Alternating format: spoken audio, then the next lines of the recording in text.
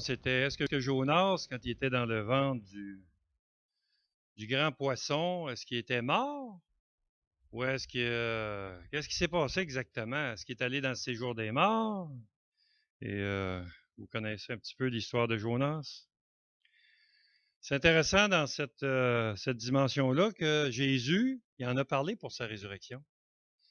Les pharisiens ils veulent avoir un signe sur, montre-nous un signe qu'on croit. Et c'est intéressant parce qu'il y a deux facettes dans le mot signe en grec. Il y a un signe qui veut dire, qui est associé au miracle, ok, qui est littéralement associé au miracle. Est-ce que dans toute l'histoire, il y a eu quelqu'un dans les écrits qui a douté de l'histoire de Jonas? Je vous dis non. Non, ça n'a pas douté. Même Jésus a corroboré les faits. Jonas a vraiment été 3 jours dans le ventre d'un grand poisson. La question, c'est on peut survivre 3 jours dans le ventre d'un poisson? Voyez-vous, c'est assez particulier. Dans la Bible, là, le mot, là, c'est euh, grosse créature aquatique. C'est ça qu'il veut dire. Donc, c'est pas écrit baleine, puis Jonas dans la baleine, tu sais, ou dans un requin, c'est parce qu'on a une tendance à mettre aujourd'hui, avec ce qu'on voit alentour de nous, interpréter ce qui s'est passé là, 4000 ans, presque, 2500 ans, environ, 2008. Alors, non, c'est pas tout à fait ça qui se passe. La réalité, c'est que est-ce que Dieu est assez puissant pour ramener des morts? C'est intéressant. Le mot signe, ça peut être comme il va faire un signe, puis vous allez savoir que c'est moi qui est là. Sans nécessairement être un miracle. Quand Judas, ils vont livrer le fils par un baiser, c'est un signe que c'était, voyez-vous, c'était pas un miracle, mais c'était un signe.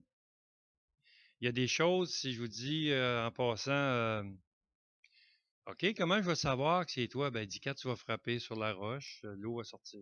Mais ils ne me croiront pas comment je leur dirais ça. Jetez le bâton en terre. Et là, ils commencent à faire des signes qui sont des miracles. Je veux que vous compreniez bien que chaque signe n'est pas nécessairement un miracle. Et on peut reconnaître. euh, Ayez de l'amour les uns pour les autres. Associés tous connaîtront que vous êtes mes disciples. C'est un signe pour les autres, l'amour qu'on peut avoir les uns pour les autres. OK? Je vais revenir sur ça dans 35 secondes, peut-être 36, mais dans le cas de Jonas, il y a des possibilités. Jonas peut être dans le poisson et mourir, étouffé, noyé, pas de problème. J'ai pas de trouble avec ça. Et si je me trompe pas, Jonas, en Jonas 2, là, ça doit être dans le bout du verset 7, 8, 9, 10, 11, dans ce bout-là. Je pense qu'il dit que les cieux m'avaient enveloppé. Il est mort. Lui, il fait une référence à, à l'effet que je suis dans le séjour des morts quand j'ai crié. Mais il n'y a pas de texte qui nous dit que le séjour des morts, c'est le séjour des vivants. Pas de texte qui nous dit qu'il y a des vivants dans le séjour des morts. Je ne sais pas si vous comprenez. Et comme Jésus, vous rappelez-vous de l'histoire du mauvais riche et Lazare? Et quelle place est Lazare? Vous vous rappelez? Dans le sein d'Abraham. Quelle place est le mauvais riche? C'est intéressant, il dit dans le séjour des morts. Qu'est-ce qu'il fait dans le séjour des morts? Il crie. Il dit envoyez-moi Lazare, me donnez au moins une goutte, je chauffe cruellement, et ainsi de suite. C'est intéressant parce qu'il est en train de prier. Je te demande quelque chose. Prier, ça ne veut pas dire nécessairement quelqu'un qui est pieux, c'est une demande. Prier, c'est demander quelque chose. C'est intéressant, moi je pense que Jonas il est mort, puis qu'il a été ramené à la vie. C'est le jour des morts. Mais, est-ce que Dieu est capable de faire vivre quelqu'un 3 jours dans un poisson? Ah oui. Il y a toutes sortes d'interprétations qui est arrivées avec ce texte-là. Que je me souviens, là, c'était que, bon, ben, 3 jours à cette époque-là, c'est pas nécessairement 3 jours et 3 nuits complètes. Ça pouvait représenter 78 heures. selon une ancienne méthode de calcul. Mais il est mort pareil. Ou ben non, il a un bon souffle. Et le poisson qui le rejette sur la mer. Et Jonas, je crois que sa prédication dans Nénive, je crois, personnellement, la Bible ne dit pas ce que je vais vous dire là. OK, ça c'est ce que moi je pense. J'aime pas ça dire ça, j'aime pas ça faire ça, mais je veux vous juste quand même vous montrer quelque chose. Moi, pour moi, le miracle de Jonas dans le grand poisson, 3 jours, mort, la tempête était miraculeuse. La traversée était miraculeuse. Quand ils l'ont jeté par-dessus bord, ça s'est produit d'une façon miraculeuse. La tempête est arrêtée après qu'ils l'ont jeté par-dessus bord puis que le poisson l'a mangé. La tempête est arrêtée. Pour moi, tout ça, c'est miraculeux. De A à Z. Le rejet de Jonas sur la batture, sur la plage, pour moi, c'est miraculeux. Tout ça, c'est miraculeux. Je vois pas de séance où il n'y a pas de miracle dans l'histoire de Jonas. Le plus grand miracle, c'est la repentance de la ville de Ninive. Ça, c'est le plus grand miracle, suite à la prédication de Jonas. Mais je crois que la repentance, elle est certainement, le monde devait parler de ce qui s'était passé avec Jonas. Mais je crois que ça a été un signe pour Ninive que la prédication de Jonas est véritable. Oui, je pense que c'est directement associé. J'ai de la misère dans ma tête à faire une dissociation entre les deux événements, les événements, qui pour moi se sont produits d'une façon subséquente et non pas brisé un bout ici, un bout de là, mais ça s'est fait vraiment là, avec un ordre bien précis, choisi par Dieu. Jonas, pour moi, pour répondre à la question, pour ma part, la Bible ne dit pas s'il était mort ou vivant. Mais ce que je tends à regarder dans les Écritures, c'est que lorsque ça fait référence au séjour des morts, il ne fait pas partie du séjour des vivants.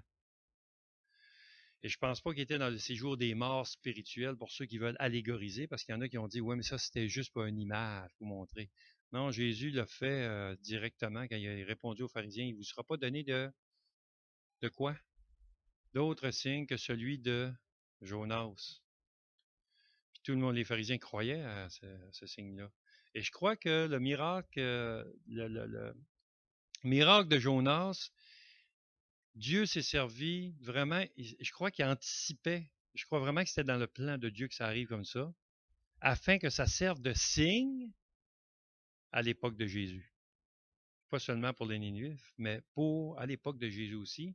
Et Jésus s'en est servi. Je crois que c'était certainement la volonté de Dieu s'il le fait. Qu'est-ce qui se passe 3 jours après? Parce qu'on sait que Jésus a annoncé sa résurrection. Évidemment, c'est une base quand même assez régulière, surtout vers la fin de sa vie. Il annonce sa résurrection 3 jours. Il rentre au temple, détruit ce temple. Moi, je vous dis, je vais le rebâtir dans 3 jours. Vous vous rappelez? Hey, malade, regarde ça. Ils ont pris 40 ans à bâtir ça. Il va nous faire ça dans 3 jours. Je crois qu'avec les paroles de Jésus qui parlent du miracle de Jonas, ça s'est accompli là, puis ils ont dû saisir qu'est-ce qu'il venait de dire. Ils pouvaient associer quelque chose. Jonas est sorti vivant de quelque chose qu'on devrait être mort. Jésus est sorti vivant de quelque chose qu'on devrait être mort. C'est comme une preuve, c'est un signe pour ma part. Je ne sais pas si ça vous aide un petit peu, là.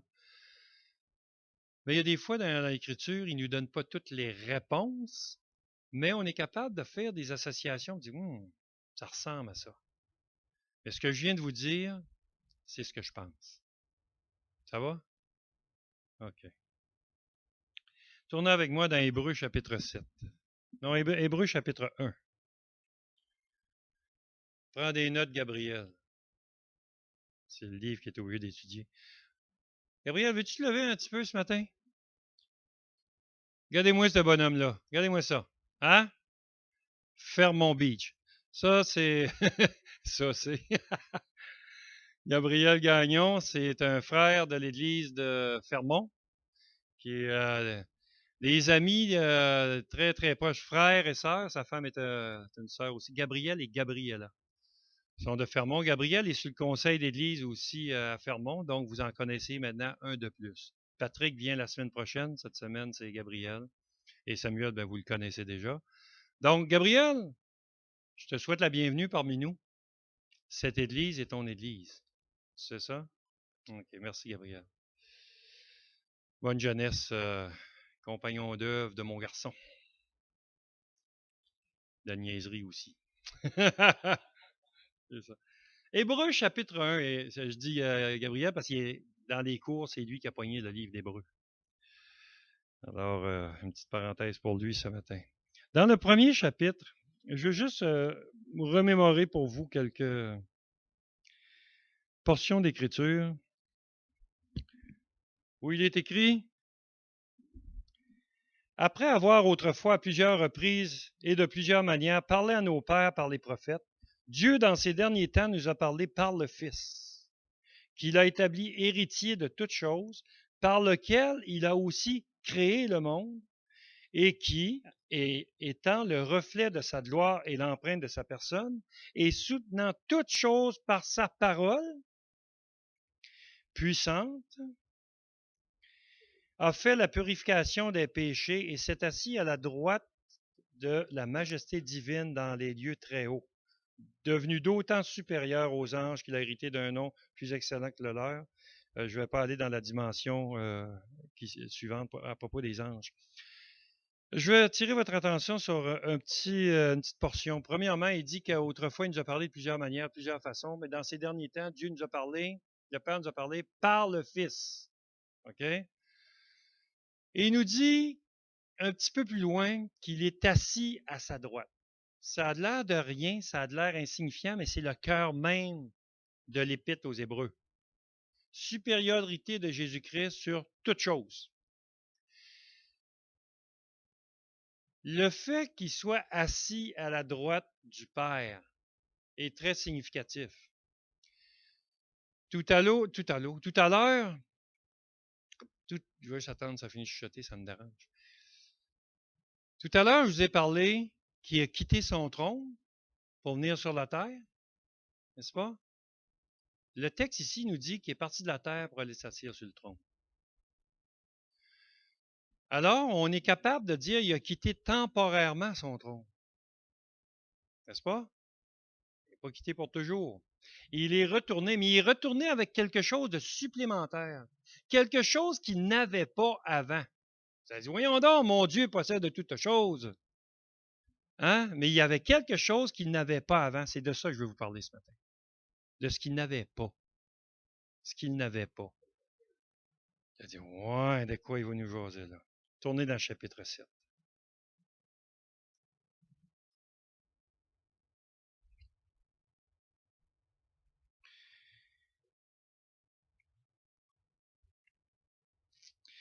Chapitre 7, chapitre 6 en passant, là, c'est une exhortation aux croyants. Ça ne s'adresse pas à des non-croyants. Il n'y a pas d'épître qui a été écrit pour des non-croyants en passant. Il y a des leçons que les non-croyants peuvent prendre dedans, mais les épîtres ont été écrits pour des croyants. Toutes. Fait que, si jamais ça vous pose la question, à qui c'est adressé? C'est écrit au début, aux Hébreux. Mais vous, les Hébreux croyaient en Dieu. Pas tout le temps de la bonne façon, pas tout le temps de la bonne manière. Comme l'apôtre Paul dit, je reconnais qu'ils ont du zèle pour Dieu, mais un zèle sans intelligence. Le but de la lettre aux Hébreux, c'est de donner de l'intelligence à ceux qui sont en train de la perdre. C'est les Hébreux voulaient retourner à l'ancien système. Ils avaient parti de la loi vers la foi, accepter Christ par grâce. Et là, c'est comme avec le temps, ils se retournent puis ils veulent retourner à ce qu'il y avait avant. Voyez-vous?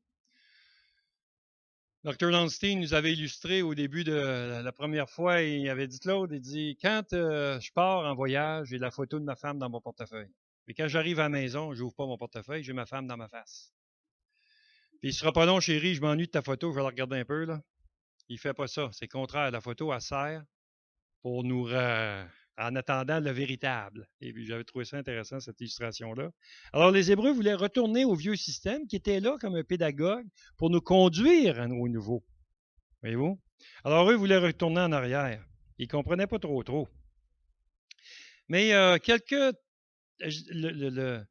en fait, l'Épître aux Hébreux va nous montrer la grandeur, évidemment, du souverain sacrificateur qu'on a en Jésus-Christ.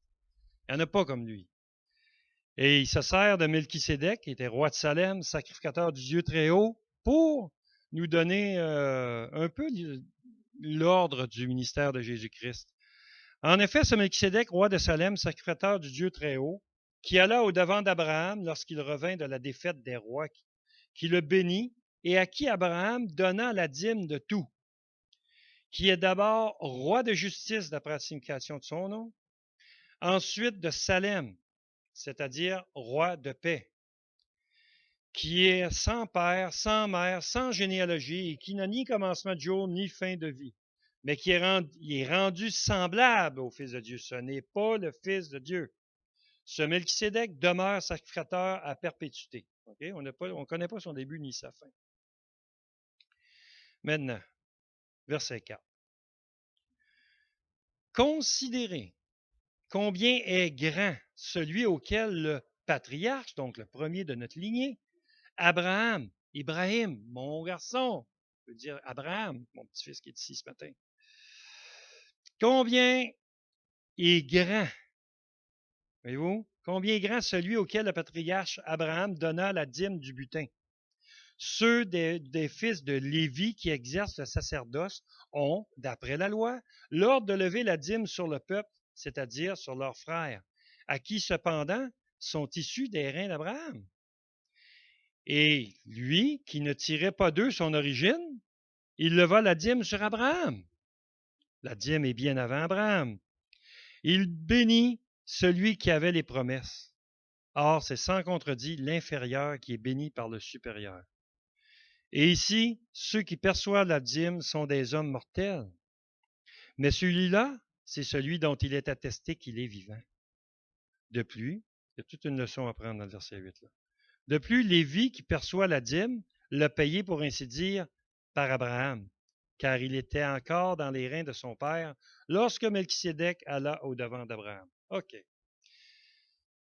Verset 4, il dit, considérez combien est grand. OK? Ce souverain sacrificateur-là. Allez dans le chapitre 8, premier verset. Le point, après, parce qu'on va regarder le chapitre 7, je vais y revenir, mais regardez le verset 8, le chapitre 8, verset 1, il dit, le point capital de ce qui vient d'être dit, c'est que nous avons un tel souverain sacrificateur qui s'est assis où? À la droite du trône de la majesté divine dans les cieux. Voyez-vous? Il revient sur le fait, je veux que vous vous arrêtez à sa grandeur. Je veux que vous le considérez. Pas simplement de dire, Jésus est assis sur le trône du Père. Il va beaucoup plus loin que simplement une déclaration. Il va ici à la considération. Une considération, ça veut dire que tu vas prendre du temps pour méditer sur la situation. Tu vas regarder, qu'est-ce que c'est que d'être assis à la droite du Père? C'est pas juste de dire, je vous pose la question, honnêtement, vous savez la réponse. Je vous aurais dit, il est où Jésus? Je vais dire au ciel. Ah, dans nous, toutes sortes de réponses très chrétiennes. Très vraies aussi en passant. Mais si je vous dis, il est assis où? Automatique, vous allez répondre ça. Maintenant, si je vous pose la question, considérez. Là, tu dis, si je considère, ben je ne sais pas qu'il est sacrificateur quand il est assis à la droite. Pas encore. Je vais être obligé de pousser pour réfléchir bien comme il faut. Qu'est-ce qu'il fait là à la droite du Père? Qu'est-ce qu'on fait à la droite? Assis sur le trône. Il est assis ici. Oui, parce qu'on est obligé de prendre d'autres versets et dire, oh, attends, mais allez voir, il en parle-tu ailleurs? Et là, on va dire, ben oui, il est sacrificateur. Ah oui, il intercède pour nous jour et nuit. C'est vrai, l'autre verset dit ça. Et là, on va commencer à considérer. Et là, ici, le texte va plus loin encore. Vous connaissez son ministère? Et ça, c'est difficile à mesurer. Mais il dit, considérez combien est grand. Le personnage le plus grand pour un Israélite ou le Juif, personnage le plus grand. Tu te dis, wow, attends, là, nous autres, on a Moïse, les prophètes, c'est ce qu'il va donner dans l'Hébreu, parce qu'il dit, nous autres, on a la loi, on a Moïse, on a les prophètes. Mais le personnage le plus grand, c'est Abraham. Pourquoi? Parce que c'est le patriarche. père Abraham. C'est le personnage, on ne dit pas qu'on s'en va dans le sein de Moïse, hein? Dans le sein d'Abraham. On retourne au patriarche. Et c'est toute là l'image. Quand je retourne dans le sein d'Abraham, je retourne au premier de mes ancêtres, de mon ancêtre qui avait la foi. Quand je vais retourner dans le sein du Père, je retourne à mon Père.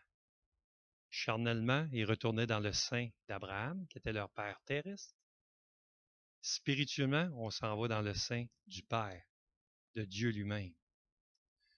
Les deux sont là. Et il n'existe plus le sein d'Abraham. Pourquoi?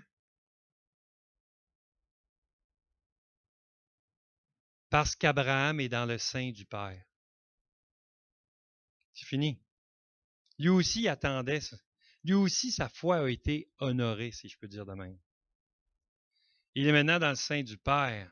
Je vais vous montrer cette illustration où des fois on a une tendance à arrêter à la loi. La loi nous amène dans le sein d'Abraham. Si tu l'accomplis, la foi nous amène dans le sein de Dieu. Quel est le plus grand? C'est ça qu'il dit. Considérez combien il est grand. Parce que n'importe quel autre souverain sacrificateur ne pouvait pas t'amener dans le sein du Père. Il ne pouvait pas. Considérez sa grandeur. Il vous conduit, on a prié tout à l'heure, mais il vous conduit directement au Père, ce qui était impossible de faire avec la loi. Voyez-vous? La perfection. Est-ce que le sacrifice animal rendait les gens parfaits? Tournez dans Hébreux 10. On va rester dans Hébreux 2 secondes. En effet, la loi qui possède le nombre des biens à venir et non l'exacte représentation des choses ne peut jamais, par les mêmes sacrifices qu'on offre perpétuellement chaque année, amener les assistants à la perfection. Alors la réponse est, vous avez raison, c'est non. Maintenant, c'est prouvé, c'est écrit. Non, ça ne peut pas amener à la perfection. Quand vous avez des enfants, puis vous dites, ça c'est un bon garçon, ça c'est une bonne fille, à quoi on fait référence? À quoi on fait référence? On dit, il est obéissant. Ça, c'est un bon garçon. Ça, c'est une bonne fille. On ne voit pas ses défauts, hein? Dieu les voit. Même si ça serait les meilleurs du monde. Il n'est pas parfait. C'est impossible que les sacrifices qu'on répète chaque année amènent à la perfection.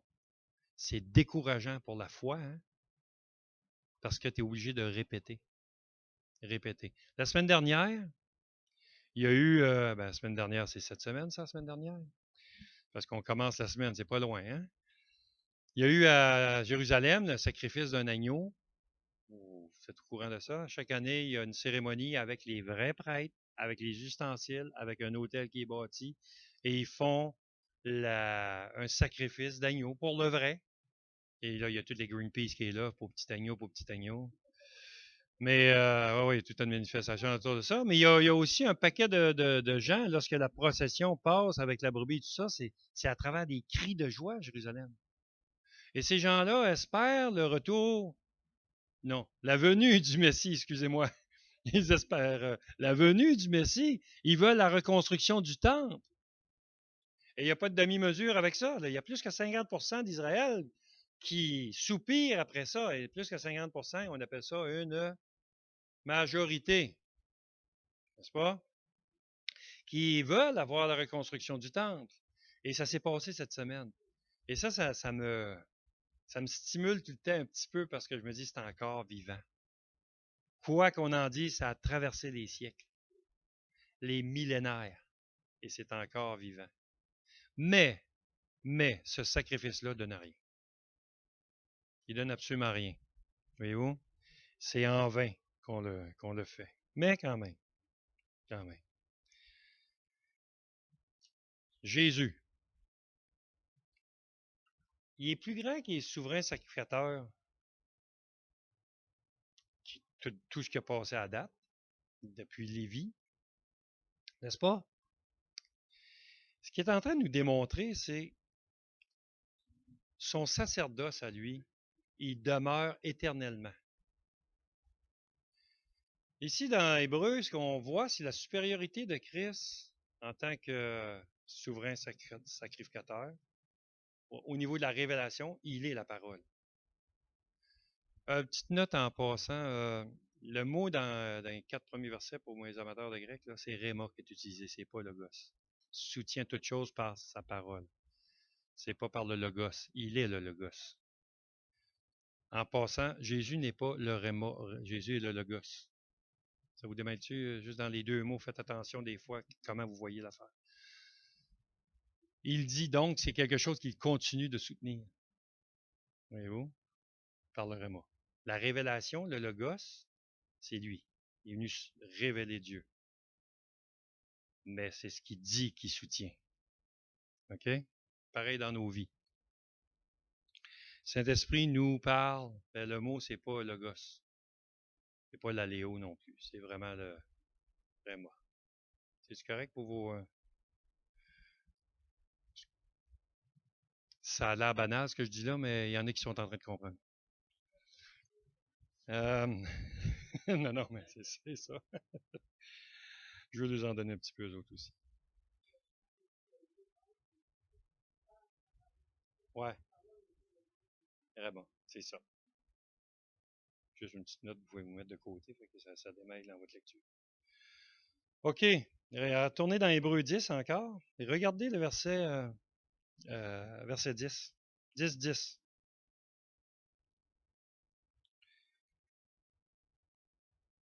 « 9b, j'aurais dû dire. Voici, je viens pour faire ta volonté. » OK? Qu'est-ce qu'il est venu faire au début de tout? À Gethsémani? Non pas ma volonté, mais ta volonté. Alors, il déclare ici. Voici, je viens pour faire ta volonté. Il abolit ainsi la première chose pour rétablir la seconde. C'est en vertu de cette volonté que nous sommes sanctifiés par l'offrande du corps de Jésus-Christ une fois pour toutes. L'offrande du corps de Jésus-Christ. Il n'y a pas de métaphore là-dedans. Il n'y a pas d'allégorie. C'est l'offrande du corps pur et simple. Le corps.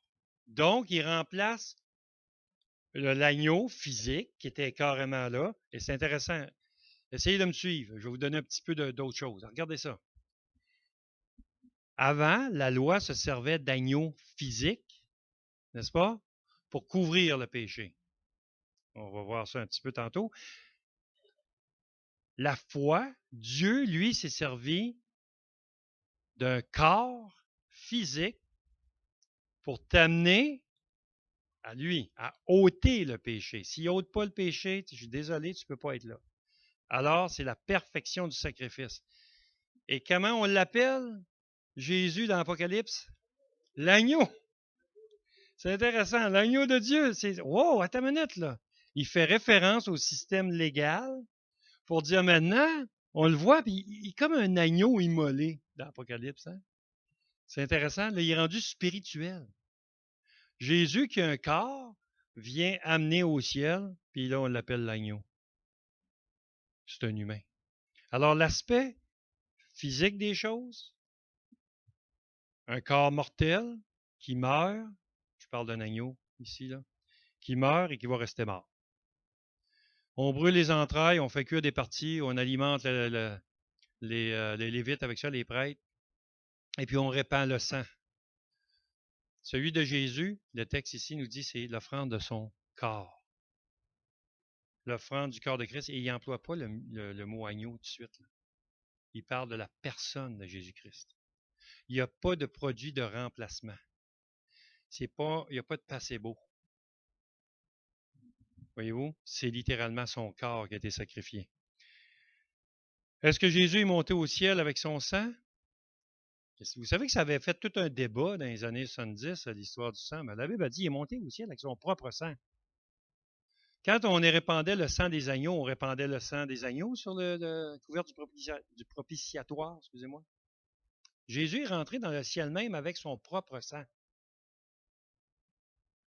Richard Toupin avait écrit une chanson qui portait à réfléchir aussi. Attendez, c'est Les choses qu'on les trace dans les mains de Jésus.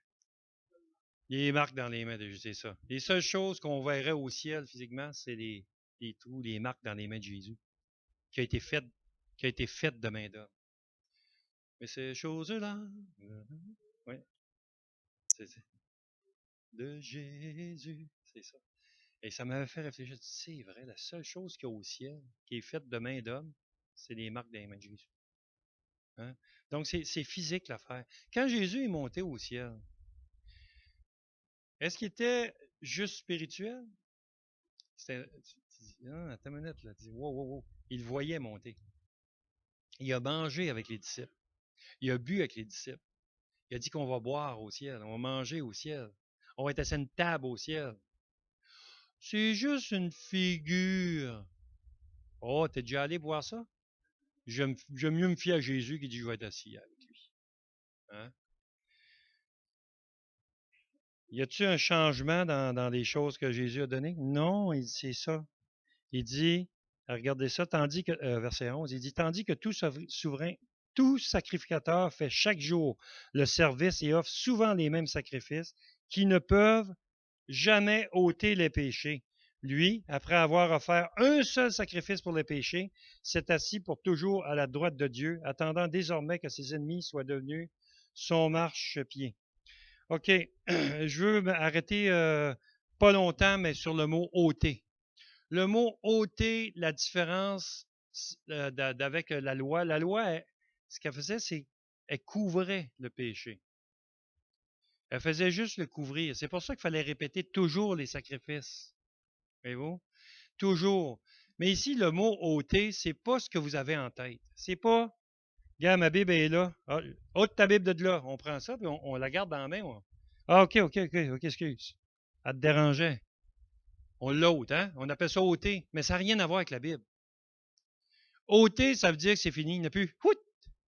Il est où? Je ne l'ai pas mis ailleurs. Il n'y en a plus. Ôter, c'est l'action de complètement enlever, pas pour aller le mettre ailleurs. Comprenez-vous la différence? C'est dur à expliquer le mot ôter dans notre langue française. Ouais, mais c'est parce que même en effaçant, quand on dit son sang efface tout le péché, si je prends le mot effacer, il reste les résidus de l'efface. Mais c'est plus fort que ça. Ping! Ouais, c'est littéralement disparaître, il n'a jamais existé. C'est fort, même dans la pensée de Dieu. Ôter. Voici l'agneau de Dieu qui ôte le péché du monde. Voyez-vous? Aïe, aïe. C'est pour ça, frères et sœurs, quand vous avez péché et que vous demandez pardon, la Bible nous dit il est fidèle et juste pour nous les pardonner. C'est que vous venez, excusez-moi, de prendre par la foi le sang de Christ, puis vous l'attribuez, et qu'est-ce que Dieu fait avec? Il ôte le péché. Il l'ôte. Il dit, je m'en souviendrai plus. Je m'en souviendrai plus. Alors tu dis, Seigneur, je te demande pardon. Tu viens de faire quelque chose. Seigneur, je te demande pardon, je ne voulais pas faire.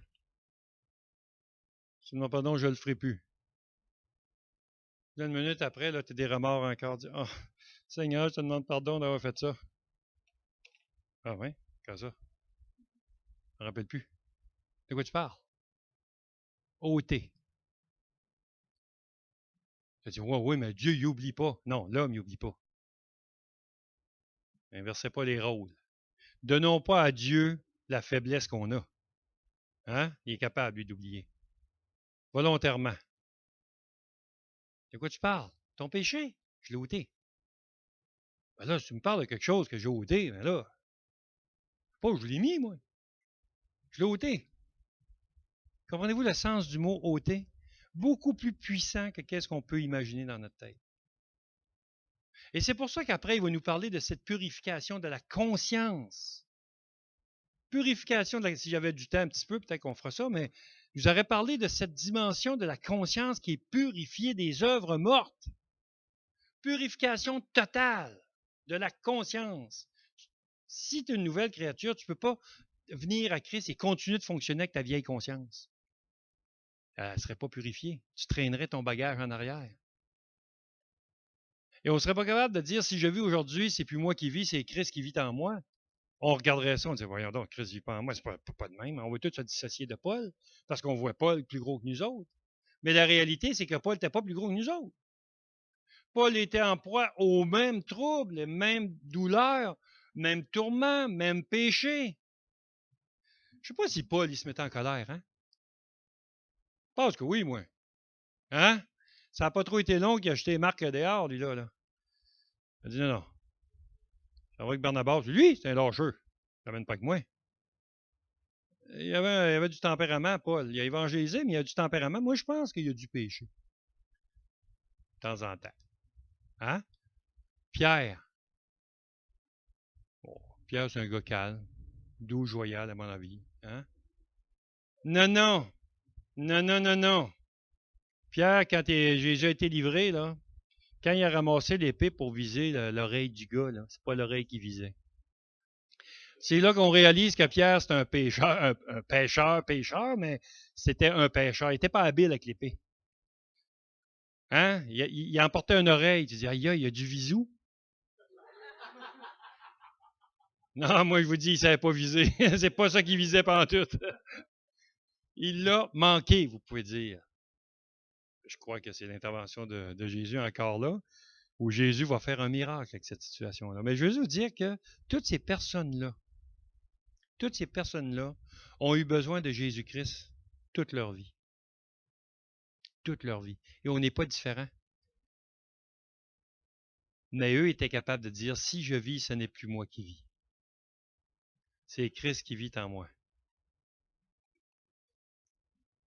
Le péché qui est en moi, mon corps, il ne fait pas ce que je veux qu'il fasse. Il dit, c'est pas moi qui le fait. C'est le péché qui habite en moi. Il y a cette action à l'intérieur de nous. Le sang de Christ ôte. Mais il demande une chose, par exemple. C'est la confession du péché.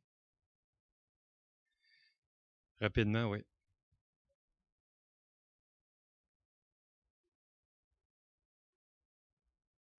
Oui, c'est ça. Dans l'explication des mots, le mot ôte, c'est pas quelque chose qu'on emploie normalement. Ôte ça de là. Ça, en Nouveau-Brunswick, on dit beaucoup le mot ôte, mais il veut dire enlève. Dans ce sens-là, le mot enlever, c'est de prendre quelque chose et l'amener à un autre endroit. Alors, c'est pas le bon mot qui est utilisé. C'est littéralement le ôter. Si c'est pas c'est nos traducteurs, c'est juste une question, c'est comme le Réma tantôt que je vous parle. Il n'y a pas d'autre mot pour dire parole. Tu sais, ou parler, l'aléo, mais c'est pas ça. Tu sais, c'est caléo, c'est crier. Tu sais, il y a des mots qu'on n'est pas capable de rendre leur justesse dans notre langue, donc on utilise qu'est-ce qui est le plus du commun. J'ai enlevé la tâche, c'est qu'on l'a effacé. Ça, on est capable de comprendre ça.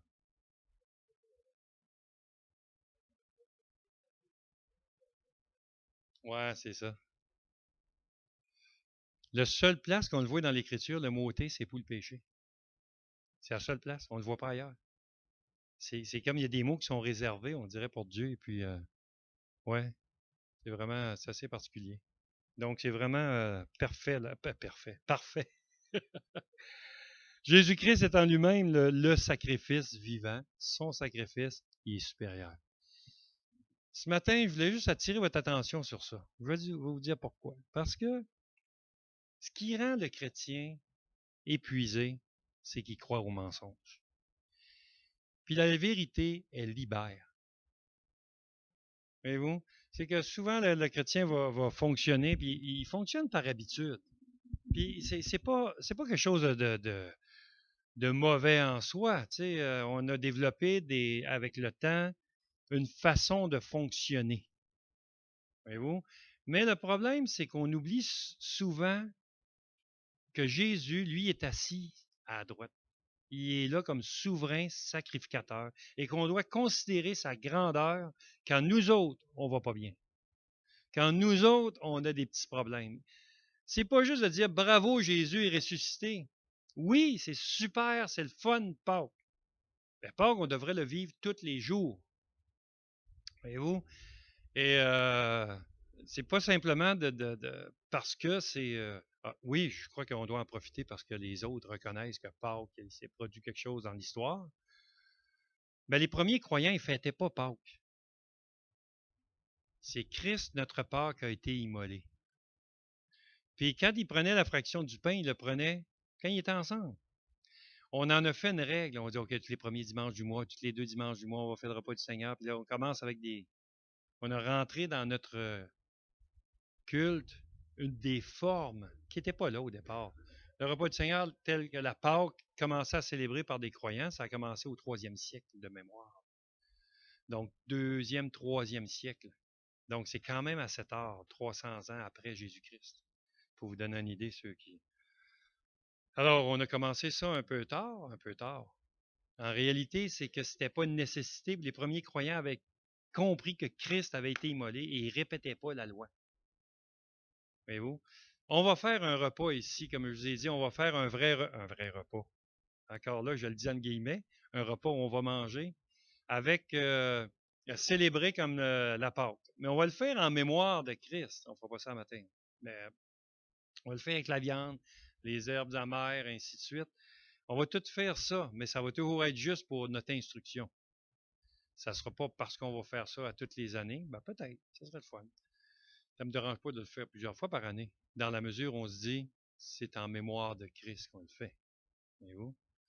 Alors, je vais vous encourager à célébrer Pâques pour les bonnes raisons. Rappelez-vous, tout de suite, que tous les croyants, nés de Dieu, hein, tu es né de Dieu, tu es une nouvelle créature. Ta conscience, tes œuvres mortes, tout s'est purifié à 100%. Arrête de vivre dans le passé. Arrête de vivre dans le passé. Les seules raisons que la Bible nous encourage à regarder en arrière, c'est pas répéter les mêmes choses. Souvenez-vous d'où je vous ai sorti. C'est tout pour la gloire de Dieu. Qu'est-ce que vous étiez avant? Qu'est-ce que vous êtes maintenant? C'est pas pour dire quand j'étais petit, il m'avait claqué un coup de marteau sur le poids, puis là, j'ai barre de marteau. Mon père, il va absolument que je vais l'aider. Avec le marteau, puis moi, quand j'étais petit, j'avais eu un coup de marteau, puis l'autre fois, le clou aussi, là, je me l'avais piqué. Là. Puis il commence à. Là, je le lis. C'est une caricature de quelque chose qui arrête le croyant de progresser. C'est correct d'aller en arrière. Mais Dieu dit, il ôte. Ouais, mais tu sais pas c'est quoi, toi, d'avoir, tu recommences. Dieu ôte le péché. Si vous avez de la misère avec des affaires, vous êtes votre propre misère. Mais pas Christ. Certainement pas sa promesse. Et il est sorti du tombeau? Êtes-vous sûr?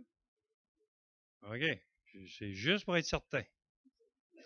Je veux juste faire sûr. Vous pouvez vous avancer, on va faire les autres pièces qui nous restent.